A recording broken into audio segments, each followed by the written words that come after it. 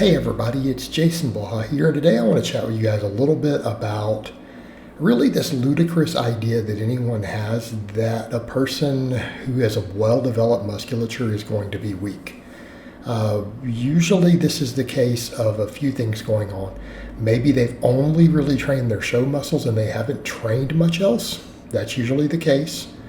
Or they could just be a person with a big frame and a lot of body fat who just isn't that strong because they still don't have that much muscle. Because we do need to be very, very clear on this. And I will point out that there is something that can create the illusion that that's not the case of the weak bodybuilder.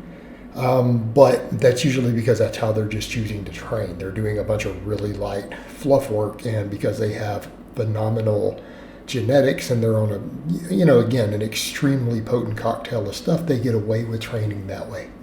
Okay, and still getting big. And it doesn't mean that they aren't capable of producing elite lifts. So I want to be clear there. So that is actually a misnomer, but we're going to get over to the real world examples more. But that's a misnomer. People will see, say, a professional bodybuilder who is, making it to the Mr. Olympia in the open, and they're like, oh, well, he's weak. Well, hopefully they mean weak for his size, because, he can barely incline bench 400 pounds. I would expect a guy that big to incline bench 600. Like, hopefully that's what you mean. Because realistically, any one of those guys, people will see Jay Cutler doing that rep work with 315 on the bench. But, you need to understand that if Jay Cutler spent a month learning to power lift in his prime, he probably would have benched 600 pounds. Or at least been able to rep 500. So again, we need to be clear here when making those statements, that the weak bodybuilder from that is kind of a myth. Right? It's because they are choosing to train light and they get away with it just due to the sheer volumes of what they're doing and everything else sometimes. But they are capable of lifting large amounts of weight, particularly if they spent a few weeks learning how to do it. So setting that aside, because that is a completely a bit of a misnomer. And I think also people get confused with that when they see strongman compared to, how come this guy, he's so not bigger than that bodybuilder, but that bodybuilder, lifts less. And then you realize when you put them next to each other, it's because that really short 5'6" pro bodybuilder, the average guy at the Mr. Olympia is about 5'6", 5'7". I've been in a room with them. You'd be shocked with some of these guys. They're shorter than you think they are. They're lying about their stats. I've been in a room with them. Every one of them were shorter than me, and I'm not that tall of a guy. So you have that, and then you see them next to the really strong strength athlete, and you're like, oh, he's way bigger than the bodybuilder. Yeah, he's just not short with those proportions, all the extra side enhancement, and ripped and lean with those proportions. He is probably bigger. He probably has more muscle and a bigger frame, and more body fat. You'll see that and not realize that strength athlete is 400 pounds versus that contest bodybuilder who's 270. Trust me, they are not the same size.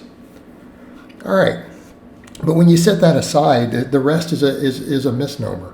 There are people who might look kind of big because they have a big frame, right? They're carrying some extra fat, but they probably have a decent amount of muscle, but then they don't move a huge amount of weight because they don't have as much lean tissue as you think they do. They really don't. It's because, they're 6'3", they're 300 pounds, but they're, also 35% body fat. But they still look really big. Okay, so you have that case. And they're obviously going to be stronger than the average person. Right? They're going to be stronger than the average person, but a lot of times you'll see that guy at the gym, and, he can only bench 225 for a couple reps. You can only deadlift, maybe 315 for a couple reps because he's a gym noob still, right? And he hasn't built a lot of muscle. All right, the other thing that you see is usually the guy who is just kind of the aesthetic guy who has lagging muscles. Okay, so you'll see the guy and you're like, well, he looks good. He's got really great delts and he's got great biceps. And then you step back and go, yeah, but you look at him and he's flat from the side. Like he looks good from the front because he's got the delts and the biceps. But then you look to the side and realize even though his chest is really ripped, he doesn't have a lot of pec. He doesn't have a lot of back. And let's be honest here. How many big lifts do big delts and biceps really help you with? I mean, to some extent they help some. Obviously the big delts can help with the benching. But if he has no pecs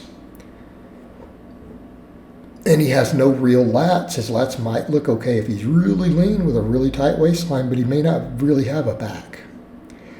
Same thing. Maybe the guy does train his quads. Maybe he doesn't train legs much at all.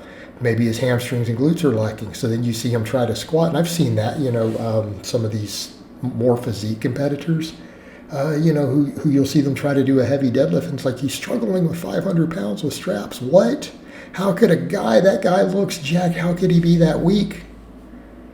I mean, even when I wasn't looking good, wasn't doing bodybuilding training, you guys have seen me do that for like 10 reps without straps, right? But I have glutes and hamstrings, and that guy maybe doesn't.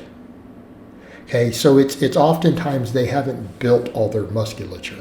Just because someone looks good and looks aesthetic, they may not be as big as you think they are in terms of actual muscle tissue on their frame. Okay, they may not be as big as you're thinking they are. Good angles, lighting, proportions. But they're not really that big, and then they have glaring muscle weaknesses. Maybe they don't have hamstrings or glutes. Well, of course they can't deadlift. What are the primary movers on the deadlift? I mean, obviously back helps some. Obviously quads can help quite a bit.